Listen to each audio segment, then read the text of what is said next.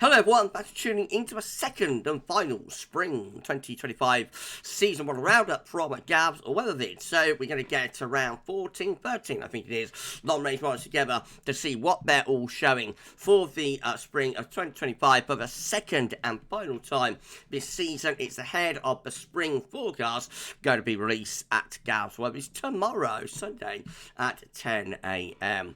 So I should get on back for you in a moment. Just say the first bit of day was our 6 a.m. UK weather forecast. Got weekend forecast and 10-14 day on the way today. Please like, share, subscribe. Thanks so everyone for doing that. And thanks to Richard, Ricardo. You so Richard for our spring updates gift. I love it. Love it, Rich. Thank you so much, my friend. I'm going to see a special spring forecast gift tomorrow for GavsWeatherVids spring forecast. So that's going to be an interesting reveal. Right, okay, let's crack on. We're going to start off with Kansas from tropical tidbits, mean sea level pressure anomaly. By the way, we're put teeth in, Gav. We're without the Beijing Climate Center for this update. And sorry, well, we was for last month's update as well. So the Beijing Climate Center hasn't updated, rather worryingly, since December. So I don't know what's happened to the seasonal long-range model from the Beijing Climate Center, but 2 months now without update, whether they've taken it offline, whether they're upgrading it. I don't know. I don't know what's happened. So anyway, if and when the Beijing Climate Center comes back, of course, we'll start including it within our updates. But for now, we are without that model. Right, anyway, we have got Kansas. So this is from tropicaltidbits.com, mean sea level pressure anomaly showing high pressure building in through the Atlantic into the north and western Europe. Looks like quite an anticyclonic spring. Temperature anomalies for the spring are coming out above average, a mild average spring to come. And all that high pressure, of course, it's a largely drier than average spring as well. So mild and dry looks a very pleasant spring, Matt, doesn't it? And we go on to the NMM English suite of models, and we start off with NASA. Temperature anomaly just slightly above average, not as mild a season as Kansas was showing there, and near normal to maybe slightly above average precipitation too. Then we're on to the GM, the Canadian model. That is also coming out above average in the red shaded colours, which is about 1 to 2 degrees above normal, so a very mild spring on the way. And precipitation wise, it's wet average to the north and a bit dry average down to the south. And then finally, we've got NCAR, which shows again slightly above average temperature anomaly. It's about half degree to 1 degree above normal. And this one's a little bit more unsettled as well, so a slightly wetter spring there with NCAR. Then we're on to IRI probability temperature forecast. So this, of course, is, always forget this, International Research Institute for Climate and Society, part of Columbia Climate School.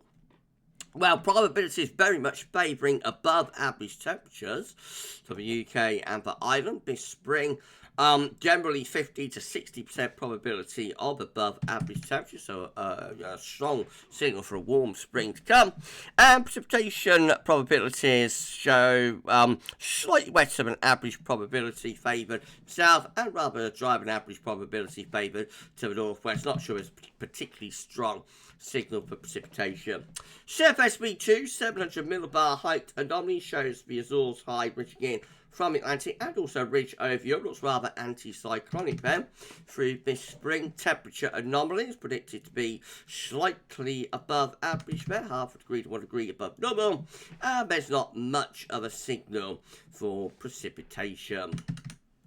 Well, that's it for the American models. Let's come over to Europe, starting off with ECMWF. This is the mean sea level pressure anomaly for the spring, showing a bit of a ridge over to the east, potentially low pressure towards Greenland and Iceland. Temperature anomalies are forecast to be a bit above average through this spring, and precipitation anomalies not showing much of a signal there. On to a Copernicus suite, we've got Metro France with high pressure from the Azores ridging into south-southwest, plenty of low pressure up to the north, jet stream is up here somewhere.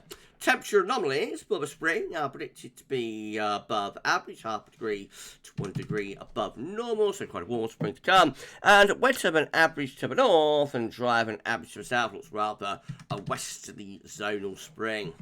DWD looks much more unsettled compared to anything we've seen so far. Plenty of low pressure from the Atlantic into the north and the west of Europe as well. Temperature anomaly is slightly above average, about half a degree to 1 degree above normal. And also rather wet as well, especially so more southern regions, interestingly. So a wet spring for Ireland, England, Wales, maybe a little bit drier for Scotland. That's slightly different. Then we're back to like trend with CMCC, the Mediterranean model, high pressure again over to the south, low pressure way to the north, winds coming in from the west. That should bring quite a bit of dry weather to the south and should be pretty mild, if not quite warm through the spring. So temperature anomalies again, they're coming out in red shaded colours. That is 1 to 2 degrees above normal. So a very warm spring being predicted there. Largely on the dry side down to the south, but a little bit wetter up to the north. And they've got the ECCC. Different trend, isn't it, for the Azores high to be ridging in from the Atlantic into west of Europe, plenty of low pressure up here. That's left over from the PV in the winter, of course. A rather warm spring is expected, again in those orange to red shady colours, and most areas are coming out drier than average, especially so for England, Wales and Ireland. And then finally we've got the JMA, and this is the sea level pressure anomaly from the Japanese Meteorological Agency. Again, quite a bit of high pressure dominating across Europe there. And a warm spring is expected in the red shaded colours, which is 1 to 2 degrees above normal. And also, not much to see for precipitation, wetter than average to the north, drier than average to the south. I say we haven't got Beijing Climate Centre, unfortunately, so our final model will be the UK Met, and this one, again, with high pressure ridging in from the Azores to the south and to the southwest. Temperature anomaly is a little bit above average, not as warm as some of the models have been showing, and it's wetter to the north and drier to the south. Again, a very westerly Atlantic-driven spring predicted there. Okay, that's it then for the second and final Spring 2025 Seas Model Roundup. All those models in less than 8 minutes. That's not bad going, is it? Gav got quicker, didn't he, over the years? If you enjoyed the video, please like, share, and subscribe. Thank you so much, everyone, for doing that. And thanks to Richard for our spring updates gift. We're going to be back tomorrow with the spring forecast. So this is the final sort of instalment on the countdown to the spring forecast. Always an exciting day at GavsWeatherVids when we release one of our long-range forecasts. And as I say, spring 2025 forecast will be released at 10 a.m. tomorrow. Gracious me, better get to work, haven't I? Right, well, we're going to be back a little bit later on with weekend forecast, only 10 to 14 days. I'll come back for that later for the second and final Spring 2025 seasonal roundup. So for now, and thanks for watching.